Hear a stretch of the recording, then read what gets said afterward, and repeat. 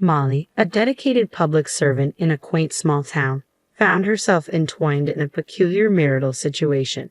8 years ago, she tied the knot with Michael, her fellow public servant. However, their careers demanded constant relocation, forcing them to lead separate lives despite being husband and wife. The absence of children only accentuated their solitary existence. Night after night, at 9 p.m. sharp, Molly would receive a familiar message on WhatsApp from her husband. "Damn, I have a meeting tonight as well," it would read, followed by a brief exchange about their uncertain reunion. This routine, albeit predictable, was the closest semblance of communication they shared throughout their marriage. To outsiders, their arrangement might have seemed like a marriage of convenience, a notion exacerbated by their profession as federal civil servants, often deployed to different military bases every few years. Yet within their circle, such separations were the norm rather than the exception. 2 years ago, during one of their fleeting WhatsApp conversations, the topic of purchasing an apartment in Molly's hometown of Jackson, Mississippi arose. Hopeful yet resigned, they entertained the notion of cohabitation should fate allow. Their dialogue, though terse, hinted at underlying sentiments of longing and uncertainty. When Molly finally acquired an apartment in Jackson, she did so with a dual purpose: to be closer to her roots and to potentially share a life with Michael should their paths align. The prospect of finally living together after years of separation flickered like a distant beacon of hope. Then, one day, amidst the usual silence of WhatsApp notifications, Michael's voice broke through the monotony with an unexpected phone call. The deviation from their routine caught Molly off guard, prompting a brief exchange about his parents' upcoming visit. Despite the shift in communication medium, the warmth Molly had yearned for remained elusive in Michael's distant demeanor. As Molly hung up the phone, she couldn't help but wonder, when was the last time they truly felt like a couple? "Since our wedding, it feels like an eternity since I last saw my in-laws." With Michael's nomadic career taking him all over the country and his parents settled in Eugene, Oregon, opportunities for reunions are rare. But now, with their impending visit to my hometown of Jackson, Mississippi, I'm determined to make it memorable. I eagerly offered to be their guide, eager to showcase the charm of Jackson. As we exchanged pleasantries upon their arrival, I couldn't shake the feeling of the vast distance between our lives. "Molly, long time no see. How have you been?" my mother-in-law greeted me warmly. "I'm doing well, thank you," I replied, masking the ache of separation. "Michael has been living alone for a long time. Sorry for not being able to meet up," she continued, acknowledging the chasm between us. "Don't worry, we're kind of like air to each other." "Yes, that's what we were to each other, Michael and I, for better or worse," I confessed, a bittersweet smile playing on my lips. Seizing the opportunity, I proposed a day out, suggesting we explore the Windsor ruins, a local marvel. As we marveled at the majestic remnants, my father-in-law drew parallels to their beloved Shelton Murphy Johnson house in Eugene, reminiscing fondly about their hometown. Despite the allure of the ruins, I sensed a yearning for familiarity in their eyes. And so, our adventure continued, with visits to the petrified forests and other local gems. My mother-in-law, captivated by the city's charm, began entertaining the idea of a longer stay. "I've fallen in love with Mississippi. Thank you, Molly. Would it be all right if I stayed here for a while?" she asked, her sincerity touching. "Of course. I'm usually not home during the day, so I'll give you a spare key," I offered, touched by her newfound affection for my city. Days turned into a week, and still, my in-laws showed no signs of departure. Faced with their reluctance to leave, I mustered the courage to make a proposition. "Well, if you like it that much, I can lease it to you for $600 a month," I proposed, hoping to bridge the gap between our lives even further. "I can just stay at my folks' house in the city in the meantime," I suggested, hoping to ease the tension. Upon hearing my proposal, my father-in-law's anger erupted like a sudden storm. "What on earth are you thinking, asking family for money to lease? You should let us use it for free," he exclaimed, his frustration palpable. Struggling to defuse the situation, my mother-in-law intervened, her soothing words offering a temporary reprieve. But beneath the surface, unease lingered. Seeking a compromise, I suggested, "How about this? You can just cover the cost of utilities you use, electricity, water, and gas. In the second week of their stay, amidst the routine of work, an unexpected call disrupted my day. "Hello?" I answered, puzzled by the untimely interruption. "This is Brian, the Front Hills property manager. We received a call from the folks downstairs reporting the water leak from your apartment." The voice on the other end explained urgently. "Can you come over right away? We can't go in without your permission." Balancing my responsibilities at work with the urgency of the situation, I finally seized the opportunity during my lunch break to investigate the matter. Upon arriving at the apartment with the property manager, I was met with surprise from my mother-in-law. "Oh, Molly, what brings you here at this time? What about work?" she inquired, her concern evident. Ignoring her question, I focused on addressing the reported issue. "Ma'am, the folks downstairs are saying there might be a water leak from our place," I explained to the property manager, determined to resolve the situation. Upon inspection, my suspicions were confirmed. The hose of the washing machine had come loose, causing a repetitive cycle of draining. This is the problem," I declared, relieved to have identified the source of the disturbance. Descending with the property manager, we ascended to our apartment to inspect the reported leak. As we entered, my heart sank at the sight of the spreading stain on the ceiling, directly beneath the washing machine. An involuntary sigh escaped me, betraying my frustration. My mother-in-law, curious, peered into the room before retreating with a guilty expression. Knowing the responsibility fell on my shoulders, I begrudgingly apologized to the neighbors with a peace offering of cookies, accompanied by a bill from the property management for the necessary repairs. Upon relaying the incident to my mother-in-law, her reaction caught me off guard. "So you're telling us to pack up and leave, is that it? We're not going anywhere that easily. Should we just up and go, huh?" she retorted, her tone sharp with indignation. The complaints continued unabated. Another call from the property manager revealed a new issue. My father-in-law's nightly balcony serenades were causing a disturbance. Suppressing a groan, I resolved to address the matter head-on. Returning to the apartment, I was met with an empty space. A note on the table announced their departure back to Seattle, leaving behind unpaid utilities and a heap of garbage. Frustration boiled within me. Their departure was abrupt, leaving behind a mess and unpaid bills. With my in-laws gone, I reclaimed the apartment from my parents' house, but just as I settled back into my routine, an unexpected call from my husband rattled me to the core.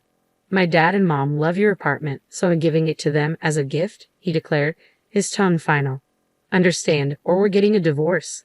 Stunned by his ultimatum, I could only grasp the weight of his words as he hung up, leaving me to contemplate the repercussions of his decision. As I left my apartment, the echo of my mother-in-law's laughter lingered in the air. Unbeknownst to me, my in-laws had relocated to my husband's government quarters, initiating a subtle yet coercive tactic. Instead of addressing me directly, they manipulated my husband into pressuring me to relinquish the apartment. How had it come to this? Now, I found myself at a crossroads.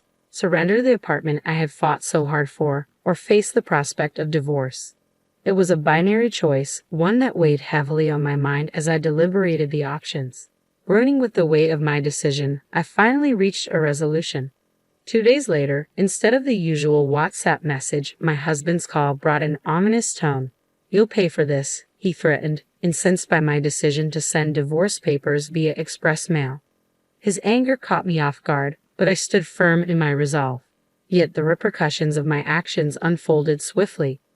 Summoned by my boss, I received a transfer order to Dallas, orchestrated by my ex-husband who managed personnel. Frustration bubbled within me, but amidst the chaos, one question persisted. What about my apartment? Should I succumb to pressure and rent it to my ex's parents? Seeking clarity, I sought counsel from the legal affairs department at work. Their verdict was clear. With no ties to my ex-husband, I had no obligation to accommodate his parents either. The solution was simple: rent out the apartment as a landlord. Empowered by this revelation, I contacted my in-laws who had returned to Portland and proposed renting out the apartment upon my transfer. To my surprise, they readily agreed, their interest in the apartment outweighing any notion of harassment. In this unexpected turn of events, I found solace in reclaiming control over my life and property. I proposed a monthly rent of $700, inclusive of utility bills and repair costs from their last stay. Surprisingly, my in-laws accepted the condition without complaint. As I juggled my duties in Dallas, I also dedicated myself to studying for the internal selection examination. a pivotal step towards advancing to the highest echelons among senior military officers. The ultimate goal was to qualify for the Command Staff Course, a rigorous training program for unit commanders. My desire to surpass my ex-husband in rank and position fueled my determination. Against all odds, I triumphed over this formidable obstacle, securing admission to the Command Staff Course in one attempt. With a triumphant spirit, I declared to myself, "Watch this, Michael. The real revenge starts now." As I embarked on my journey, I purposely refrained from contacting my ex-husband, relishing in the anticipation of his reaction. 16 months later, I ascended to the position of unit commander in Nebraska, overseeing soldier education and training. Concurrently, fate saw fit to bring my ex-husband to the same state, albeit in a different capacity, assigned to the Regional Cooperation Headquarters, acting as a liaison between the military and local communities. Thanks to my success in the internal selection exam, my rank now surpassed that of my ex-husband's. The revelation of my elevated status caught him off guard during a training session for senior officers. "Why are you wearing a higher rank insignia than mine?" he demanded, his voice betraying a mix of surprise and indignation. His outburst drew the attention of those around us, leaving them puzzled by the sudden tension between us. As I observed my ex-husband's arrival, a wave of emotions surged within me, but I chose to maintain a composed exterior. Deep down, I harbored a sense of relief, realizing that I was no longer entangled with someone of such low character. It was a splendid Sunday, bathed in sunshine, marking the annual Base Open Day. This event offered a rare opportunity for civilians to engage with servicemen and experience a glimpse of military life. As crowds marveled at the displayed tanks and immersed themselves in simulated combat training, excitement filled the air. Soldiers descended from helicopters, executing maneuvers with precision akin to Spider-Man, leaving onlookers in awe. From photos with soldiers to souvenir merchandise, attendees reveled in the festivities. Amidst it all, I, as a training coordinator, manned a booth offering civilians a chance to experience the forward-leaning rest position alongside active servicemen. In the midst of this bustling atmosphere, my ex-husband made an unexpected appearance, accompanied by members of the Parents Association. The sight reignited the suppressed emotions I held towards him and his family, stoking the flames of revenge within me. In that moment, amidst the vibrant festivities, I saw an opportunity for ultimate retribution. I couldn't let this opportunity slip by. "How about it, Mr. Over there? Mom and Dad, would you like to join us too?" Before I knew it, I found myself calling them over, reluctantly ushering my ex-husband and former in-laws to our booth. With a determined yet subtle forcefulness, I fitted my ex-husband with an iron helmet and positioned him amongst the other servicemen. "All right, in the military, we assign everyone a number," I explained, suppressing a smirk. "When I say start numbering, the person on the right will say 1, then the next person 2, and so on." I orchestrated the lineup, strategically placing my ex-husband at the far right in the coveted number 1 position, surrounded by a mix of servicemen and civilians. "Numbering start," I commanded, relishing the control. As the exercise commenced, my ex-husband's prompt response and rigid stance almost broke my composure. Suppressing the urge to laugh, I reveled in the unexpected amusement of the situation. Following the lineup, the instructor, a seasoned serviceman, delivered a concise lecture on the forward-leaning rest position. Participants, including my ex-husband, diligently followed suit, repeating the moves until they were proficient to a certain extent. From that moment onward, I assumed command. "We're going to conduct combat training," I announced, addressing both soldiers and civilians alike. "Soldiers, be mindful of your muzzle direction. Civilians without guns, please simulate." With a firm directive, I rallied the 9 participants. "Target the tree ahead, forward." We're maintaining a low profile, advancing by running, using the tree for cover, I instructed, orchestrating the exercise. "Keep your weapons pointed towards the enemy direction, and let a portion of the team move forward in a bounding overwatch." Number 1. Bounding overwatch, move forward, I commanded, pushing my ex-husband to his limits. With each directive, my ex-husband, an active duty soldier, obediently followed, crawling along the ground with his rifle. Amidst the spectacle, laughter erupted from the crowd, unaware of our personal dynamics. To them, it was merely an amusing display of a female commander directing a male soldier. However, my ex-husband's parents wore grimaces, perhaps realizing the reversal of power dynamics. In the hierarchical world of the military, my ex-husband had always asserted dominance, both at work and in private.